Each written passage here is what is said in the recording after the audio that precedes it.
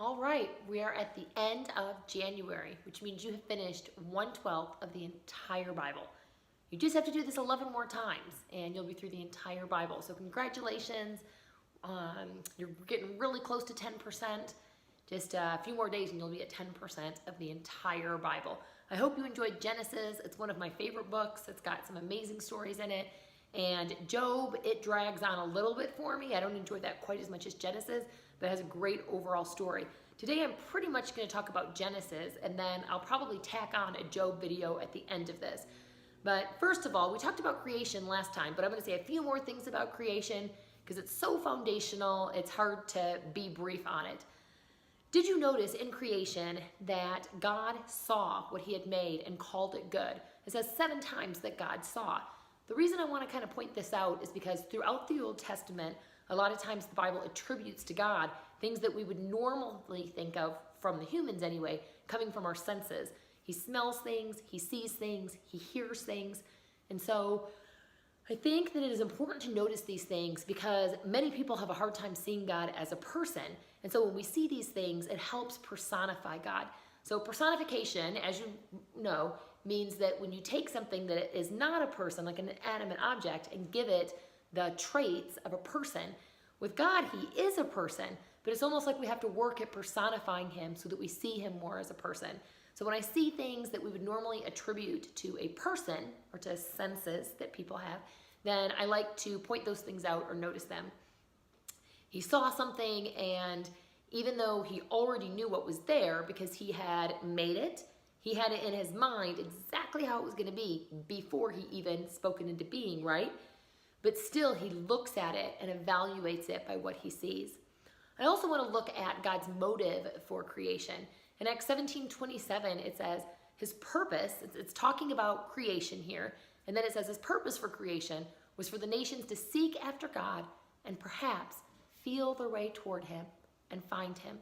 So God's purpose in creation, stated in Acts, is to be found, to be known by the Israelite people and to all of the nations. God's great big motive is to be found and to be known. In Colossians 1:16, it also says everything that was made by him and for him. So everything that was made for God's pleasure, for his enjoyment. We were made for God. Also in creation, you might notice in creation and in the first couple of stories of the Bible, like Cain and Abel, God often speaks to people in questions. And so he asks Adam and Eve, where are you? What have you done? When he speaks to Cain, he says, what have you done? Where is your brother? And so I wonder what question God has asked you. When he speaks to you, maybe it's not like you know exactly what he's saying and you're sure that it's God, but when you have an impression that God is trying to say something to you, I wonder if oftentimes he has asked you a question. I know when God has spoken to me, it's often in a question. And so I think it's a good thing to stop and just wonder and ask ourselves, what is God asking me right now? One of the things that came up on Group Me as we were discussing it is who they married. After creation, who did Adam and Eve's kids marry? And before Moses, the people were not forbidden from marrying brothers and sisters. So at this time, there was not an ick factor that we would now think of, and there was no biological reason, a genetic reason that it would be a bad idea to marry your brother and sister. So Adam and Eve's children married each other and populated from there. The reason I believe that everyone came from Adam and Eve, and it's not like God created a bunch of people, is because in the New Testament it says that sin passed from Adam to all of the human race by his blood. So everyone had to come from Adam because of what the New Testament says about how sin passed on. And then Jesus is the one that passes on righteousness. So, and that is why it's so important that Jesus was a virgin birth, because he is the only one that not only did he not choose to sin, but he also didn't inherit the sin nature that all of the rest of us did. So when they started marrying each other, and by the time of the ark, it seems like there's a lot of people. And then after the ark, it's just Noah and his family. But by the next couple verses, the Tower of Babel, it seems like there's a lot of people. So when you read these, it's just like 2 or 3 verses. It seems like it goes by very quickly. But just Adam lived over 900 years. Our country is only 250 years old. So when you think about how much has changed in the last 250 years in our country, and you think about Adam lived over 3 times that long, there was time for there to be quite a large population growth and for cities to be built and things to be invented and all kinds of things to happen. In fact, in the world today, I looked this up a couple years ago, and the highest population growth rate I found was in Oman. It was at 9%. There's several other places in the world, though, that it's at 3 or 4%. So even if we just go with 4%, which I think we have reason to believe that back then it was probably even a higher population rate, because it seems like they were very concerned with having as many children as possible. So it would only take 343 years to get to 1 million at a 4% population growth rate. So after the ark, by the time 350 years had gone by, there was more than 1 million people, more than likely, on the earth by the time they got to the Tower of Babel. It's hard for us to understand, or to really to grasp how much time was going by in between these stories. So in the story of Noah's Ark, once again it says that God saw. He didn't just know that everyone was exceedingly evil. It says that he looked at the earth and he saw that every intention of men's heart was always exceedingly evil. It also, when he got off of the ark, says that he smelled the sacrifice that Noah had made. And so once again, that's interesting to see God smelling. In Abraham, the next character in the Bible, we've already gone over in the last video, but I want to just review again the 3 promises. God promises him the land, he promises him the descendants, and he promises him the blessing, which was Jesus, that all nations of the earth would be blessed through his seed, and that was fulfilled in Jesus. An interesting thing it says about Abraham in Genesis 15:6, it says that he believed the Lord and it was counted as righteousness. In Romans 4:20 through 24, it says Abraham never, and this is in the New Testament in Romans, it says Abraham never wavered in believing God's promise. In fact, his faith grew stronger, and in this he brought glory to God. And because of Abraham's faith, God counted him as righteous, assuring us that God will also count us as righteous if we believe in him. So a lot of times we think of believing in God being our righteousness. We think of that as a New Testament concept. But here Abraham, before Moses, before the law, how Abraham was righteous is just believing God. Abraham's part was believing God, and God's part was providing the righteousness. It wasn't about what Abraham did. It was just that he believed God. Also, it's interesting that in Romans it says that Abraham never wavered in his belief. Because we see in Genesis 15:8, he says, well, how can I be sure that this is going to happen? We see him doubting and questioning God's plan and God. But even when he doubted God's plan and he had questions about it, he still believed that God was God and that he could do what he said he was going to do. And God, he wasn't so difficult to please that Abraham had to be perfect, unquestioning, undoubting in his faith. God said he was unwavering, even though he had doubts and questions. For me, this is kind of a great relief that even if I have doubts and I have questions and I struggle with things, God still looks at me and says, her belief is unwavering because I've put my faith in him. Another thing about Abraham is that when God sealed his covenant with Abraham, which in that time, there was kind of a ceremony that they would do to seal the covenant, to kind of ratify it, which they would break an animal, cut an animal into 2 pieces, and lay one piece over here and one piece over here. And then the 2 people making the covenant would walk between the pieces. And it was like both of those people were saying, may this happen to me if I break this covenant. May my blood be spilled and may my body be torn apart if I break my side of this covenant. And when they walked through it, that's what they were saying. They were committing that they would want someone to do this to them if they break the covenant. But the interesting thing is when God and Abraham, when they do this ceremony to seal their covenant, Abraham is actually sleeping and he sees, or in his sleep, God walks through the pieces alone. It's like God is saying, if I break this covenant, may this happen to me. But of course he knows he won't. But God is also saying, if you break this covenant, may this happen to me. If you break this covenant, I will take responsibility for it. May my blood be drawn, may my body be torn apart if you break this covenant. And he knew that Abraham would. He knew that his people would break the covenant and that his blood would be poured out and his body would be torn apart. And from the very beginning, God said, I will take responsibility for making things right when this covenant is broken. I will pay the price. The next thing that kind of happens as we move along is Hagar. She's kicked out. It's a hard to understand story. It's horrible that she's just kind of put out because of Sarah's jealousy. But God sees Hagar, and she names him the God who sees me, and she has this experience with God. So here she is, a woman, which in that culture, it would be unusual for her to kind of be able to claim to have a personal relationship with one of the gods. Now, God is the only true God, but they were worshiping many false gods at that time, and she has a personal, intimate experience with the one true God. So God is elevating the status of women from their culture at that time. He was saying they're more important than that. We see Melchizedek. There's these 5 kings, and because Lot is with them, Abraham rescues them, and that whole story. And the significant thing about Melchizedek is Jesus is actually called in Hebrews a priest forever after the order of Melchizedek. So all of the priests come from Levi, which we haven't even gotten to him yet, but all of the priests come from Levi. When Jesus comes along and they're like, what authority do you have? You can't be a priest. You're not from the Levitical tribe. And Jesus says that he is a priest, or in Hebrews it says that Jesus is a priest after the order of Melchizedek. So Abraham, he pays a tithe to Melchizedek, 10%, which is kind of where that whole thing starts. And Melchizedek blesses him.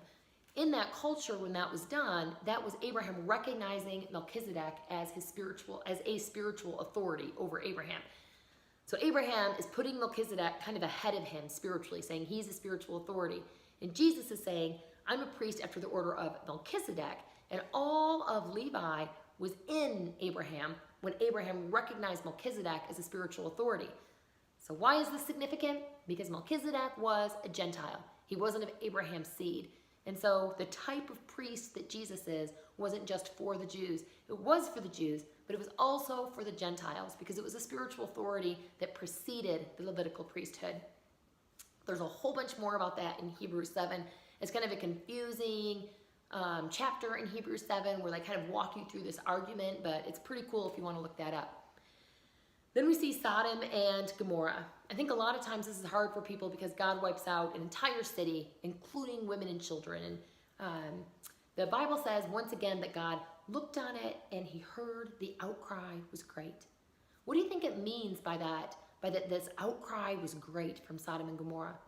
Do you imagine that what happened, this horrific story that happens with the angels who they thought were just guests in their city and they wanted to take them, and then Lot sends his daughters out and this whole just horrible thing happens, and the people wanted to abuse both the daughters or the guest or whatever.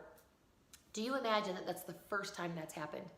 I imagine not. I imagine that as people passed through there and tried to stay at this city, horrible things were happening to them. And there were people that were crying out to God, the gods or the true God, God, where is the justice? I have been oppressed. I have been abused. The weak people were being abused and oppressed, and they were crying out to justice for God from this horrible, wicked city that God couldn't even find 10 righteous people.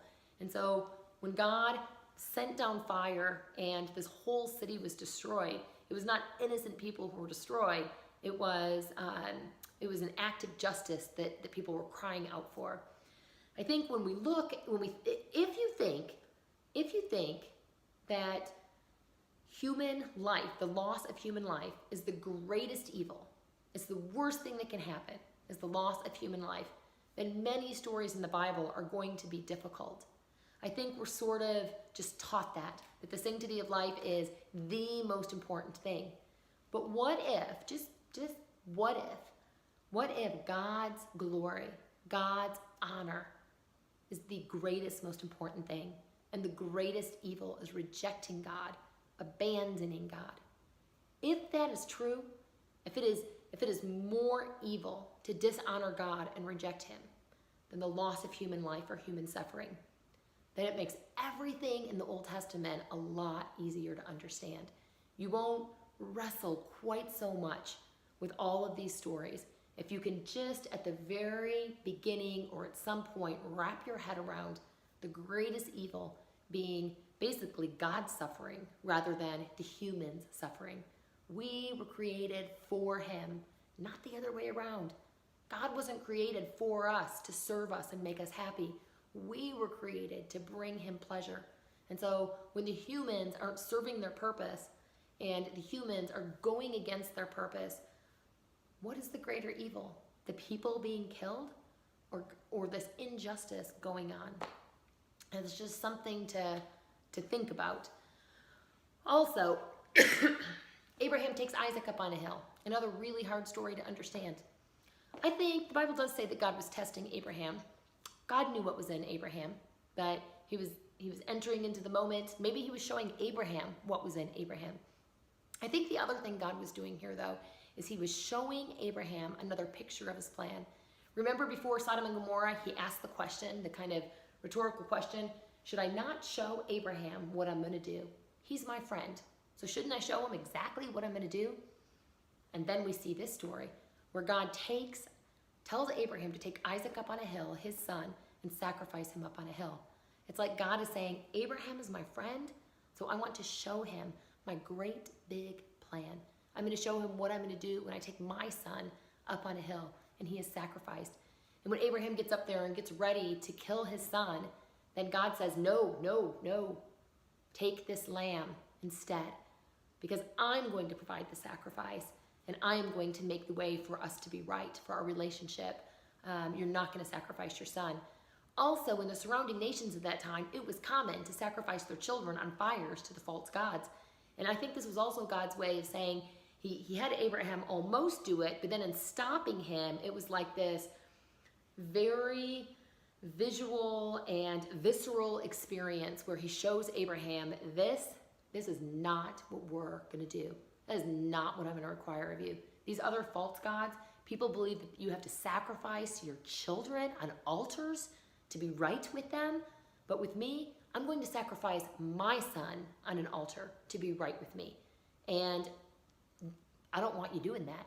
And we see later on in the Old Testament several times God talking about the detestable practices of the nations around them that sacrifice their children to their gods. And God says, that is not what I want. It's detestable. Then we see God reveal himself to another woman. He goes to Rebekah and he tells her that the older child, Esau, will serve the younger child, Jacob. And once again, it's just God elevating the status of a woman. He doesn't go talk to her husband. He goes and talks to Rebekah and tells her what he's going to do. So Jacob and Esau. Jacob steals the blessing from Esau. He buys the birthright from Esau. And there's that whole story that is sometimes covered in children's Bible storybooks or in Sunday school lessons. But there's a little bit less that talks about the rest of Jacob's life. Jacob is an interesting character because so much of his life is included in the Bible. Some people, you just kind of get a glimpse of their life, like Isaac. But Jacob, we see a long pattern of God's pursuit of him. So when he runs from Esau, one of the first things that happens he sleeps in this place, and he has this dream where he sees a stairway or a ladder going up to heaven, and angels ascending and descending in it. It's like he saw the way to heaven. And later in the New Testament, Jesus says that he is the stairway to heaven. He's the way. So once again, just like God showed Abraham the picture of his plan, a son being sacrificed on a hill. Now he shows Jacob, his grandson, here's a picture of my plan. There's going to be a stairway to heaven that people can ascend to heaven on. I am going to use your seed to make the stairway to heaven. And Jesus refers back to that and says, that's me. I'm the stairway. At that time, God also tells Jacob the three promises that he had promised to Abraham and to Isaac. I'm going to give you the land, I'm going to give you the descendants, and through your seed, all nations of the earth will be blessed. He also tells Jacob, for the rest of your life, I will be with you. And Jacob, you would think that he would have an overwhelming response of, you are my God, you are the God, my God. But no, Jacob responds this way. He says, yeah, God is in this place. I've seen God. But then he says, God, if you go with me and keep me safe, and I get clothing, and you provide food for me, and I come back to this place safely, then you will be my God. So he makes a deal with God. He makes a set of an if-then. If you do these things, then you'll be my God.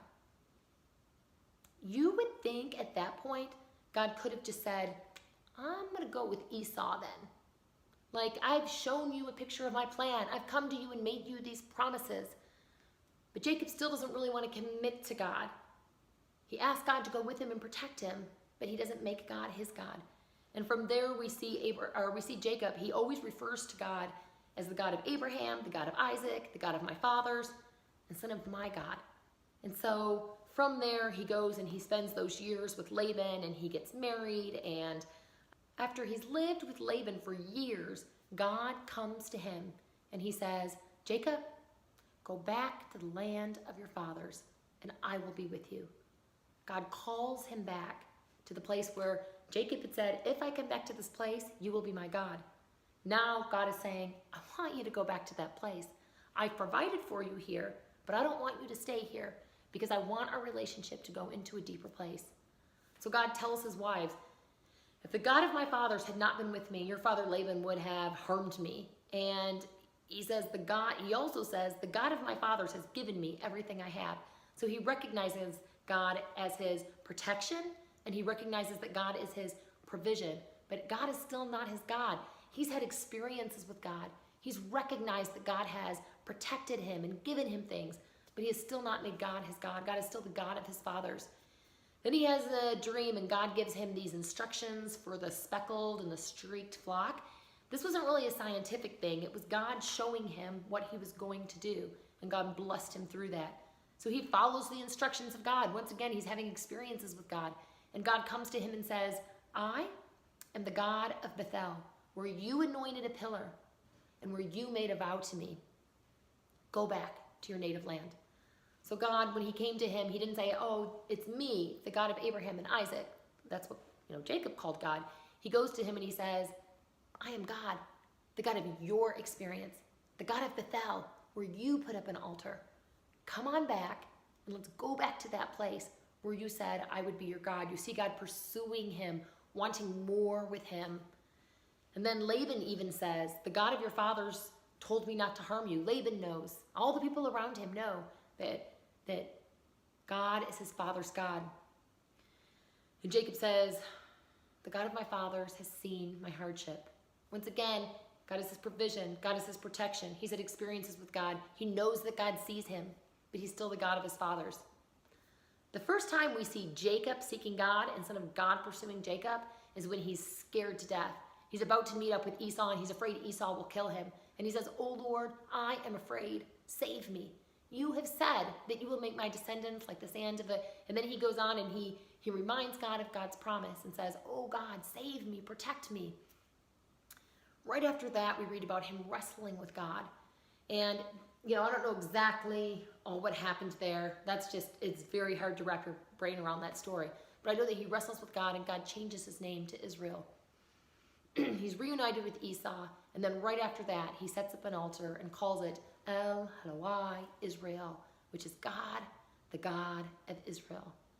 It wasn't until he spent a night wrestling with God, a night that changed him forever because he had a limp for the rest of his life after that experience.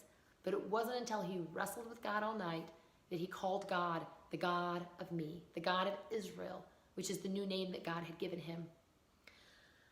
Later, though, now he's calling God his God. God's his provision, God sees him, God's his protection, and he's calling God the God of me. Still, God goes to him and says, Jacob, go back to Bethel. Go back to the place that we made that deal. God still wanted more. So Jacob gathered everyone he had and they headed towards Bethel. And then the Bible says that they took all of their household gods and they hid them so that he could go up to Bethel. So they had household gods. For whatever reason they had them and whatever Jacob thought of that, all of these times that God came to Jacob in a dream, God had to walk past these rivals, these fake gods that they were worshiping. This was an insult to God. It was a rejection of God. And he had to walk past those to pursue Jacob.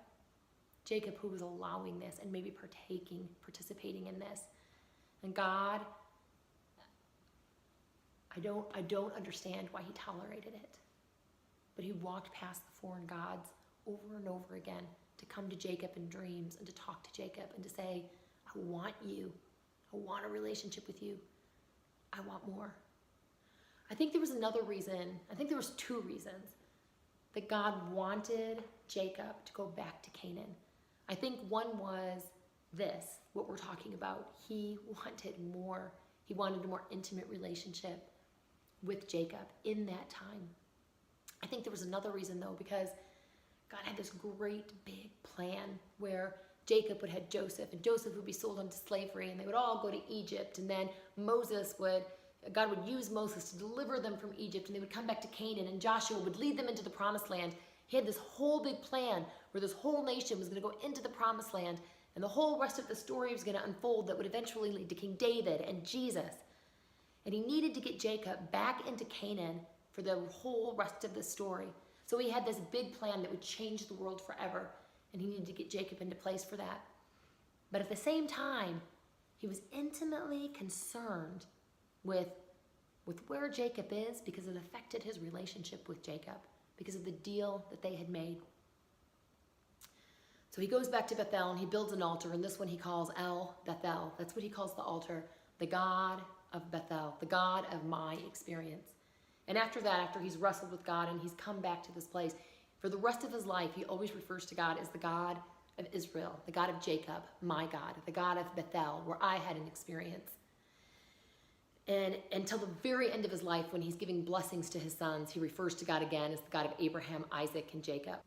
This story resonates with me because I grew up in the church and I believed in God, and I believed that he was my protection, and I believed that he was my provision, and I believed that God saw me. And I had experiences with God at summer camp, at church, at different times. But it wasn't until I wrestled with God, it wasn't until, for me, I deeply doubted him and I deeply questioned the things that I had been taught, and I wrestled with him, not like Jacob did with his body, but in my heart and in my mind, I wrestled with him. And it wasn't until I went through that experience that God became my God. So he's not the God of my parents.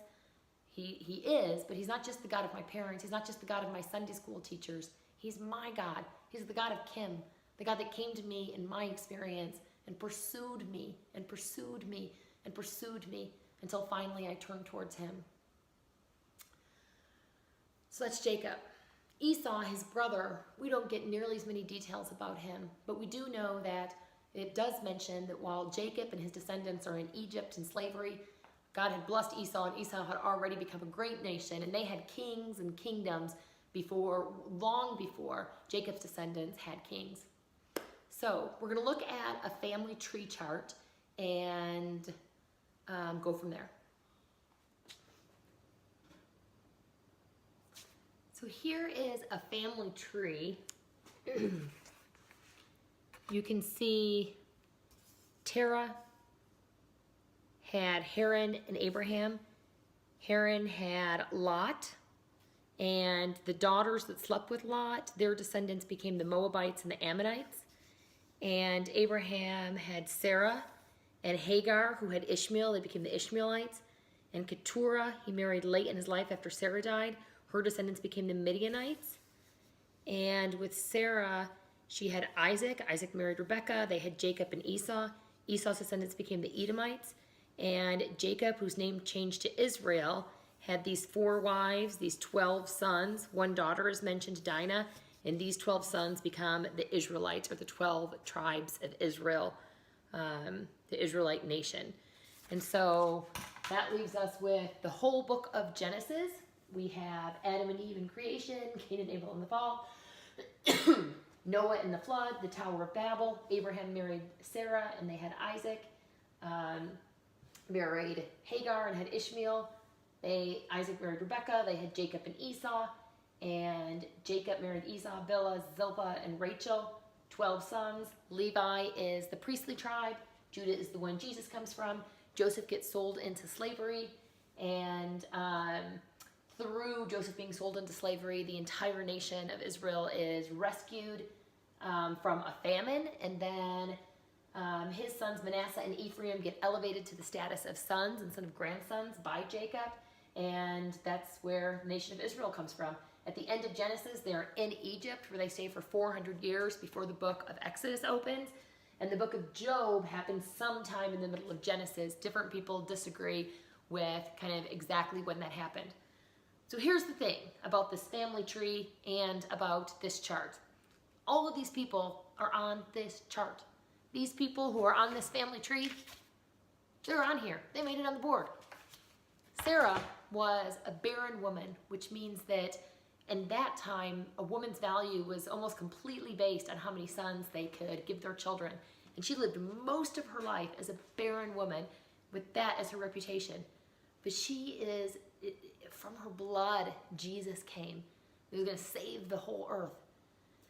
Leah was an unloved wife, but from her blood, King David came, Jesus came. God used her. She was in God's, this huge, epic story. She was in that story.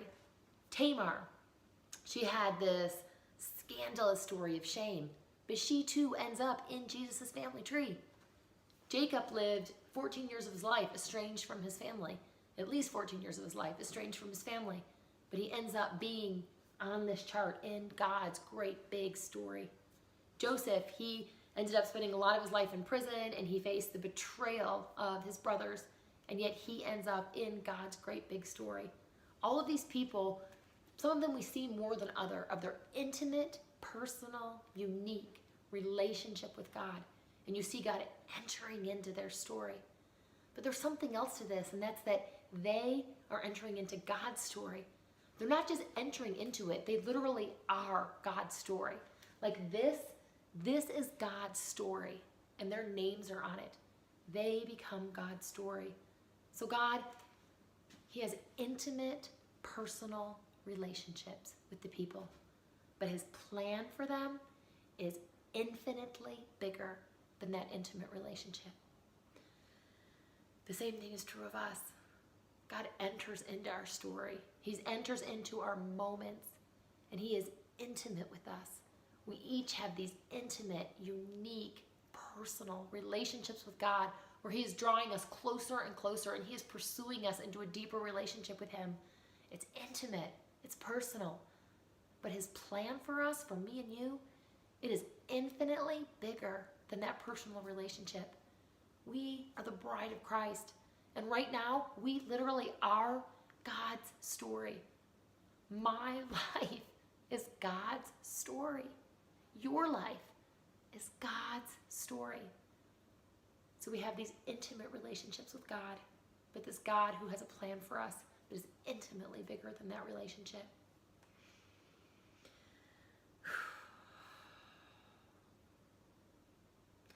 I'm gonna ask you now to close your eyes for just a couple seconds.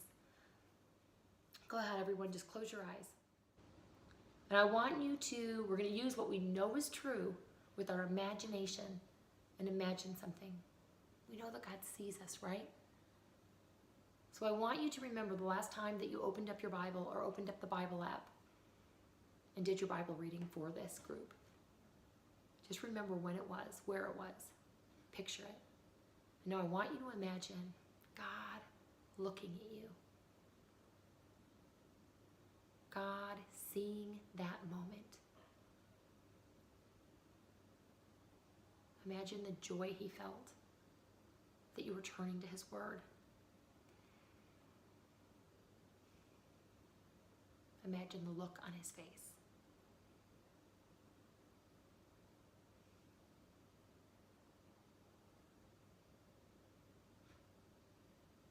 And now I'm going to ask you 2 questions, and I'll put them up on the screen. And grab a piece of paper or a pencil. And I'm going to give you 1 minute to journal about one of these questions after I ask it. So I'll put the questions up on a screen, I'll read them to you, and then you'll have 1 minute to journal. The first question is, what do you need to know that God saw or that he sees? Like in your life, where in your life do you need to know that God saw it, he smelled it, he noticed it, he was there? Or what do you right now? You just need to know that he sees you, that he sees it. What is that it? The second question is, what question might God be asking you? We talked about how God often speaks in questions. We see that in the Bible, and I think the same thing is true in our life. So maybe you haven't been really aware of it, but somewhere in the back of your head, as you just stop and you ask yourself, what question is God asking me right now? Maybe think about that for a couple seconds and then spend 1 minute journaling the answer to one of these questions.